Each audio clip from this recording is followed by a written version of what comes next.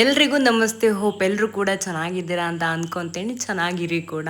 Last ವೀಡಿಯೋದಲ್ಲಿ ಚಂದನ್ ಮನೆ ಗೃಹ ಪ್ರವೇಶಕ್ಕೆ ಹೋಗೋ ವೀಡಿಯೋನ ನಾನು ಅಪ್ಲೋಡ್ ಮಾಡಿದ್ದೆ ಆ್ಯಂಡ್ ಅದ್ರ ಫರ್ದರ್ ಕಂಟಿನ್ಯೂಯೇಷನ್ ವೀಡಿಯೋನ ಇವತ್ತು ಅಪ್ಲೋಡ್ ಮಾಡಿದೆ.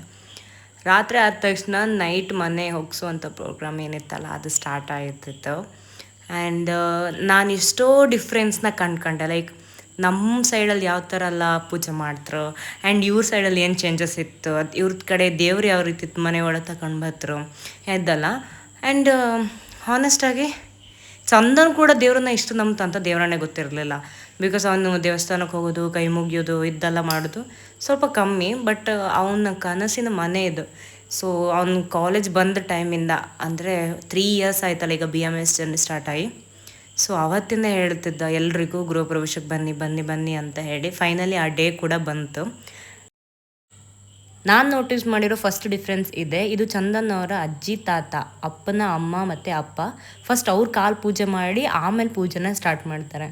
ಸೊ ಇದೊಂದು ಮೇಜರ್ ಡಿಫ್ರೆನ್ಸ್. ಯೂಶ್ವಲಿ ಇದು ಮನೆ ಒಕ್ಕಲಲ್ಲಿ ಇಪ್ಪೋದಿಲ್ಲ, ಅಂದರೆ ಗೃಹ ಪ್ರವೇಶದಲ್ಲಿ ಈ ಥರ ಪ್ರೊಸೀಜರ್ ಅಥವಾ ಈ ರಿಚುವಲ್ಸ್ನ ನಾನು ನೋಡಿಲ್ಲ ಇವತ್ತಿನವರೆಗೂ.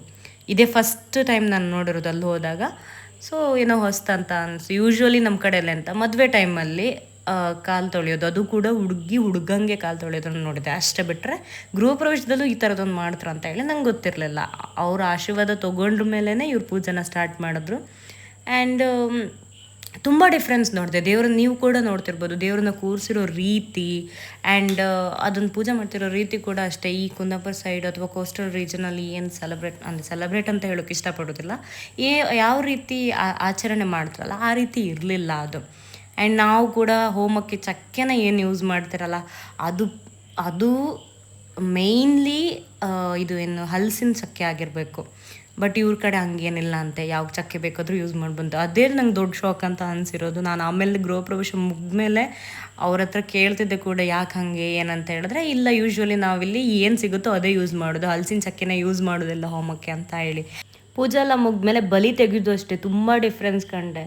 ನಮ್ಮ ಕಡೆ ಏನು ಮಾಡ್ತಾರೆ ಅಂತ ಹೇಳ್ತೆ, ಕಂಪ್ಯಾರಿಸನ್ ಅನ್ನೋಕ್ಕಿಂತ ನಾನು ಏನು ಡಿಫ್ರೆನ್ಸ್ನ ಕಂಡೆ, ಹೊಸದಾಗಿ ಏನು ನೋಡಿದೆ ಅದ್ರ ಬಗ್ಗೆ ಹೇಳ್ತಿದ್ದೆ. ಸೊ ತುಂಬ ಕಂಪೇರ್ ಮಾಡಿ ಹೇಳ್ತಿದ್ದೆ ಅಂತ ಅನಿಸಿದ್ರೆ I am extremely sorry. Because ನಾನು ಹೊಸದಾಗಿ ತುಂಬ ವಿಷಯ ಕಂಡಿದೆ ಅಲ್ಲ. ಅದಕ್ಕೆ ಬಲಿ ತೆಗುವಾಗ ನಮ್ಮ ಕಡೆ ಈ ಡೋಲು ವಾದ್ಯ ಇದೆಲ್ಲ ಕಂಪಲ್ಸರಿ ಸೌಂಡ್ ಮಾಡಬೇಕು. ಮತ್ತು ಕೂಗೋಕ್ಕೆ ಮನೆ ಹೊರಗಡೆಯಿಂದ ಕೂಗ್ತಾನೆ ಇರ್ತಾರೆ, ಒಳಗಡೆ ಇರುವಂಥ ಏನಾದರೂ ನೆಗೆಟಿವ್ ಎನರ್ಜಿ ಹೊರಗೆ ಬರಲಿ ಅಂತ ಹೇಳಿ. ಮತ್ತು ಈ ಥರ ಬಳಸೋದು ಬಾಳೆಲೆಗೆ ಹಾಕಿ ಅದೆಲ್ಲ ಉಂಟು, ದೀಪ ಇಡೋದು ಬಳಸೋದಲ್ಲ. ಇವರು ಅನ್ನ ಅಷ್ಟೇ ಯೂಸ್ ಮಾಡ್ತಾರೆ. ನಮ್ಮ ಕಡೆ ಹೊದಾಳು ಅಂತ ಹೇಳಿದ್ರೆ ಲಾಜ ಅಂತ ನಾವು ಸಂಸ್ಕೃತದಲ್ಲಿ ಹೇಳ್ತೀವಿ. ಹೊದಳನ್ನ ಕೂಡ ಯೂಸ್ ಮಾಡ್ತೀವಿ. ಅರಳನ್ನ ಯೂಸ್ ಮಾಡ್ತೀವಿ. ಇದು ಕೂಡ ಯೂಸ್ ಮಾಡ್ತೀವಿ. ಅನ್ನ ಏನು ಮಾಡಿದ್ರಲ್ಲ ಅದನ್ನು ಯೂಸ್ ಮಾಡ್ತೀವಿ. ನಾವು ಅದನ್ನ ಚರು ಬಳಸೋದು ಅಂತ ಹೇಳ್ತೀವಿ, ಆಯಿತಾ. ಆ್ಯಂಡ್ ಡೋಲ್ ಕಂಪಲ್ಸರಿ, ಡೋಲು ಕೂಗೋದು, ಒಂದು ಕೋಳಿ ಕೂಡ ಕೊಯ್ಯೋದಿರ್ತದೆ.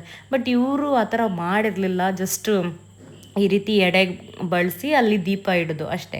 ಆದರೆ ನಮ್ಮ ಕಡೆ ಅರಳೇನಿದೆ ಅರಳನ್ನ ಹಾಕಿ ಅದಕ್ಕೆ ಬೆಂಕಿ ಡೈರೆಕ್ಟ್ ಕೊಡ್ತಾರೆ, ಆಯಿತಾ. ಬೆಂಕಿ ಕೊಟ್ಟು ಕೋಳಿನೂ ಕೂಡ ಕುಯ್ಯೋದಕ್ಕೆ ತೊಗೊಂಡೋಗ್ಬಿಡ್ತಾರೆ. ಕೋಳಿ ಕೊಯ್ದ್ಮೇಲೆ ಅದನ್ನ ಮನೆ ತೊಗೊಂಡು ಬರಲ್ಲ, ಹಾಗೆ ಅಲ್ಲೇ ಎಲ್ಲಿ ಕೊಯ್ದಿರ್ತಾರಲ್ಲ ಅಲ್ಲಿನೇ ಬಿಸಾಕಿ ಹಿಂದೆ ನೋಡ್ದೆ ಹಾಗೆ ಬಂದುಬಿಡ್ತಾರೆ.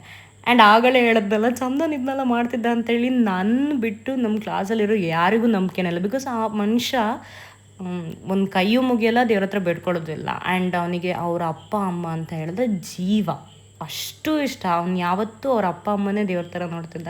ಆ್ಯಂಡ್ ಯಾರು ಕೂಡ ಅವ್ರಿಗೆ ಏನೂ ಹೇಳ್ಬಾರ್ದಪ್ಪ, ಅಷ್ಟು ಹಾಗಿದ್ದ.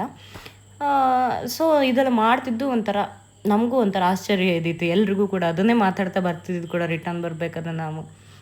ಆ್ಯಂಡ್ ಇದನ್ನ ಹೇಳಿದ್ನಲ್ಲ, ಇದೆಲ್ಲ ಮುಗಿಸಿ ಆದಮೇಲೆ ನಾವು ದನ ಕರುನ ಒಳಗೆ ತೊಗೊಂಡು ಹೋಗ್ತೀವಿ, ಅಂದರೆ ದೃಷ್ಟಿ ಎಲ್ಲ ತೆಗೆದು ಇದೆಲ್ಲ. ಬಟ್ ಇವರು ನೆಕ್ಸ್ಟ್ ಡೇ ಮಾರ್ನಿಂಗ್ ಮಾಡಿದ್ದಾರೆ ಅನಿಸುತ್ತೆ ಅದನ್ನು. ನೆಕ್ಸ್ಟ್ ಡೇ ಮಾಡಿದ್ರು ದೇವ್ರು ಕರ್ಕೊಂಡು ಬರೋ ಟೈಮಲ್ಲಿ. ಸೊ ಅದು ಹೆಂಗಿತ್ತು ಏನು ಅಂತ ಹೇಳ್ತೀವಿ, ಇವಾಗಲೇ ಹೇಳಿದ್ರೆ ಇಂಟ್ರೆಸ್ಟ್ ಇಪ್ಪೋದಿಲ್ಲ ಅಲ್ಲ.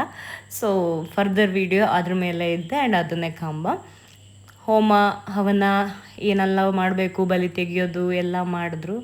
ಮಾಡಿ ಮುಗಿಸಿದ್ಮೇಲೆ ನಾವು ಕೂಡ ಊಟ ಮಾಡಿದ್ವಿ. ಊಟಕ್ಕೂ ಕೂಡ ಸ್ಪೆಷಲ್ ಇತ್ತು. ಏನು ಸ್ಪೆಷಲ್ ಇತ್ತು ಅಂತ ಹೇಳಿದ್ರೆ ಚಿತ್ರಾನ್ನ, ದೋಸೆ ಮತ್ತು ಅನ್ನ ಸಾರು, ಅವ್ರ ಕಡೆದೆಲ್ಲ ಏನಿರುತ್ತಲ್ಲ ಅದೆಲ್ಲದೂ ಇತ್ತು. ಏನು ಚಿತ್ರಾನ್ನ ಹೆಂಗೆ ಚಂದನ್ ಚಿತ್ರಾನ್ನ ಮಾಡ್ತಕೊಂಡು ಬರ್ತಿದ್ನಲ್ಲ ಟಿಫನಲ್ಲಿ, ಅದೇ ಥರ chitranna same to same taste. Even Darshan ಮತ್ತು ಅಂಬುಜಾ ಮತ್ತು ಕಾರ್ತಿಕ್ ಇವರೆಲ್ಲರೂ ಹೇಳ್ತಿದ್ರು ಚಂದನ್ ಮಾಡೋ ಚಿತ್ರಾನ್ನ ಥರನೇ ಇದೆ ಅಂತ ಹೇಳಿ. ಇವರು ಬೆಳ್ಳಿದ ಇತ್ತು ಅಂದರೆ ಅದೆಲ್ಲ ಬೆಳಗ್ಗೆ ತಗೊಂಬಂದ್ರೆ ಆಗುತ್ತೆ ಈಚೆ ಕಡೆಯಿಂದ. ಊಟ ಮುಗೀತು, ಪೂಜೆನೂ ಮುಗೀತು. ಈ ಬಾಯ್ಸ್ ಎಲ್ಲ ಸೇರಿಕೊಂಡು ರಿಟರ್ನ್ ಗಿಫ್ಟ್ ಪ್ಯಾಕ್ ಮಾಡೋಕ್ಕೆ ಸ್ಟಾರ್ಟ್ ಮಾಡಿದ್ರು. ನಾನು ಮತ್ತು ಬೇರೆ ಗರ್ಲ್ಸ್ ಎಲ್ಲ ಹೋಗಿ ಮಲ್ಕೊಂಡ್ಬಿಟ್ವಿ. ಬಟ್ ನನಗೆ ಬೆಟ್ಟ ಹತ್ತಿ ಫುಲ್ ಸಿಕ್ಕಾಪಟ್ಟೆ ಕಾಲು ನೋವು ಸ್ಟಾರ್ಟ್ ಆಗಿತ್ತು ಆಯಿತಾ. ಆ ಥರ ಕಾಲು ನೋವು ತುಂಬ ಟೈಮ್ ಆಗಿತ್ತು. ಬ್ಯಾಕ್ ಕೇಕ್ ಸ್ಟಾರ್ಟ್ ಆದಾಗೆಲ್ಲ ಎಕ್ಸ್ಪೀರಿಯನ್ಸ್ ಮಾಡ್ತಿದ್ದೆ ಅಷ್ಟೇ.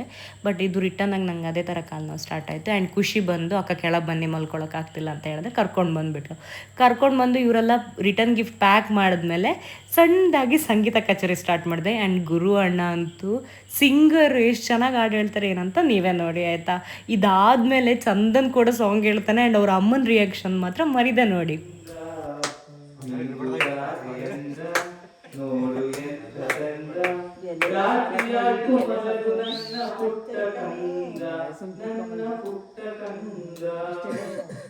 ನೀನಾಡೋ ಮಾತೆಲ್ಲ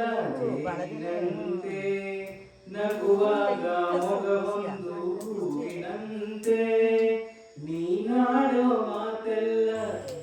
ಚಂದನ್ ಫ್ರೆಂಡ್ಸ್ ಅಂತೇಳಿ ಮತ್ತು 3 ಜನ ಬಂದಿದ್ದರು. ಗುರು ಅವರು, ವರುಣ್ ಅವರು ಮತ್ತು ಪವನ್ ಅಂತ ಹೇಳಿ. ಆ್ಯಂಡ್ ನಿಶಾಂತ್ ಅನ್ನೋರು ಮಿಸ್ಸಿಂಗ್ ಇದರಲ್ಲಿ.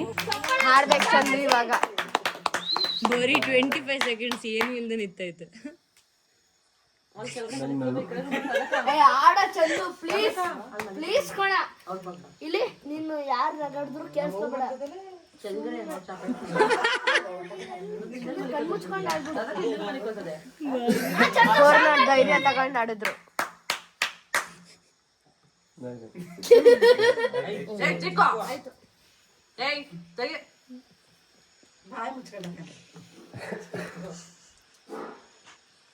ಕಾಗದದ ದೋಣಿಯಲ್ಲಿ